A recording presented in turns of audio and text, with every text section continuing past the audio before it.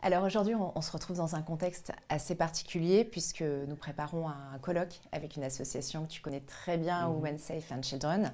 Et ce colloque est intitulé Au cœur des violences, les jeunes prennent la parole. Et je sais que tu avais très envie de participer à ce colloque. Peux-tu nous dire pourquoi? J'avais envie d'y participer parce que déjà j'aime l'association en elle-même et que j'essaie toujours de les aider au maximum quand je peux et que moi si je peux porter ma voix et si elle peut toucher plus de gens encore pour ce genre de cause, évidemment je le fais, hein, avec plaisir. Alors, ton super pouvoir, j'ai envie de dire ton tour de force, c'est d'arriver à utiliser l'humour pour mettre en lumière des sujets plutôt très sensibles. Dans Irréprochable, ton Ouais, deuxième spectacle, il est question d'un viol, ouais. n'ayant pas peur des mots, que tu as subi à l'âge de 13 ans. Pourquoi parler de viol dans un one-man show? Dans un spectacle, c'est toujours plus pertinent de parler de choses qui nous sont arrivées parce que du coup il y a quelque chose de plus personnel et donc de plus parlant, j'imagine, aux gens, parce qu'on a les mots plus justes que si on parlait de choses qui nous... Enfin, Tu voilà. les incarnes. Voilà, on incarne plus les sujets. Enfin, moi, je l'ai écrit, le spectacle, pendant le premier confinement, majoritairement. Moi, je sortais d'une espèce d'une petite dépression, quand même, hein, très clairement. Après deux histoires d'amour, un peu de rupture amoureuse déjà, un peu compliquées, qui m'avaient vraiment mis dans le jus, quoi. Et en fait, d'un coup, je sortais de ça. On nous dit de rester 2 mois à la maison et j'étais vraiment seul dans mon 25 mètres carrés à Paris. Pas facile. Et j'ai commencé à prendre des notes et en fait c'est le premier truc qui est un peu revenu à la surface, quoi, de savoir pourquoi, qu'est-ce qui me rendait si triste en fait en dehors du chagrin amoureux et en fait qu'est-ce que ces histoires avaient fait remonter chez moi. C'est assez intéressant d'avoir utilisé ce titre, et enfin ce nom de spectacle irréprochable, parce que être irréprochable pose aussi la question de la culpabilité quelque part. Ouais. Est-ce qu'il n'y a pas un petit peu de ça? Beaucoup de victimes de violences aujourd'hui n'en parlent pas et se murent dans un silence pour ne pas faire de vagues. C'est surtout que moi j'étais un garçon qui était quand même très timide, adolescent, et qui faisait pas du tout de vagues. J'étais un peu irréprochable. Mm. Je faisais tout pour qu'on me remarque pas spécialement. Donc oui, d'un coup. Et puis en fait, je veux dire, balancer ce genre d'informations, c'est quand même balancer C'est qu'il y a pas quelque rien. chose qui va pas en fait du tout. Donc c'est admettre que je voulais faire genre le vernis était un peu lisse et en fait le vernis est Tu as eu envie complètement de craquelé, casser quoi. cette image. En l'écrivant, oui. Mhm. Mais sur le moment, oui. Enfin, et de toute façon, oui, quand on est victime de violence, il y a toujours une culpabilité immense. Tu dis on ne raquette personne en dénonçant. Et pour les faux témoignages, c'est la même chose. Qu'est-ce que tu voulais nous dire? Je me suis aperçu que j'avais beaucoup d'hommes, particulièrement dans mon entourage, plus âgés que moi, qui avaient vraiment ce discours de bon, bah, en fait, finalement, c'est un peu facile parce que du coup, on peut soutirer de l'argent à des gens qui en ont. Et en fait, je me souviens très bien d'une conversation que j'avais eue et j'étais là, mais en fait, c'est fou parce que vous n'y connaissez rien en fait. Avant qu'une plainte arrive à terme et qu'on convoque quelqu'un, et surtout des hommes souvent connus ou politiques, etc., c'est qu'en fait, la personne est passée par plein d'étapes qui sont vraiment pas faciles, Éprouvante. C'est très éprouvant. éprouvantes psychologiquement, où on nous confronte à ce qu'on a vécu pour être sûr qu'on n'est pas en train de mentir. Tu en parles, ça, dans ton spectacle, d'abord de ce processus qui est éprouvant pour les victimes et de souvent, à l'arrivée, en tout cas pour toi, la compensation financière qui est totalement dérisoire. Alors, je ne vais pas spoiler ton spectacle, mais tu nous fais rire justement à travers ces thématiques quand même qui sont très lourdes. Mon agresseur, en tout cas, il a écopé de 2 ans avec sursis d'une amende de 5 000 euros. Et c'est ce que j'ai dit dans le spectacle, je disais à 5 000 euros, bon, je me suis payé un Dyson, quoi.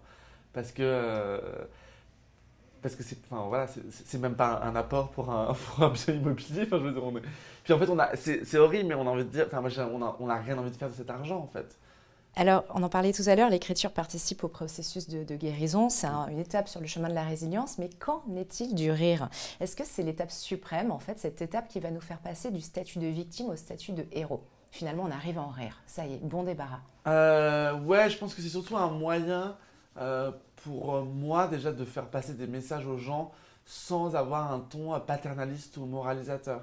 Parce que souvent quand on parle de choses comme ça, il y a toujours un côté où ce qui est soit très larmoyant, et moi j'avais pas du tout envie de passer pour une victime. Enfin, je cache pas du tout le fait d'en être une, d'en avoir été une.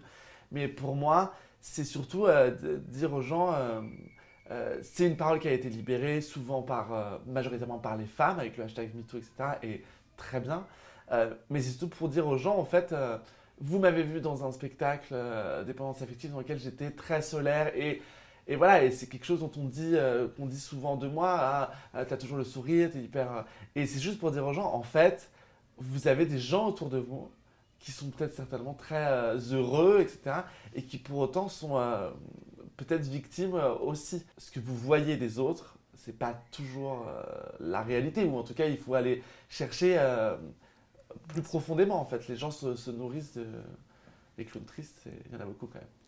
Quelle est la réaction du public alors? Ça, tu ne l'as pas encore dit. La réaction du public, au début, elle est un peu... parce que les gens s'y attendent pas, en fait. J'ai même mentionné le fait que, que des choses comme ça avaient pu m'arriver, quoi. J'avais même pas donné une espèce de... quelques miettes de pain là-dessus, quoi. Donc d'un coup, il y a un côté très cash, pardon, où j'arrive en disant... bah, moi, ma première fois, j'avais 13 ans, lui 35. Et d'un coup, c'est un peu... ouf.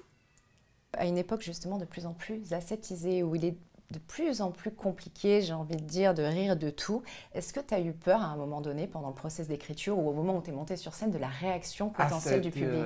Ça a été le truc... ma plus grande peur, c'était ça. Déjà, c'est un sujet qui est très touchy, quoi, qui touche beaucoup de gens, hein, finalement. Donc moi, j'avais absolument pas envie que les gens pensent que je me moque des gens qui ont vécu ça.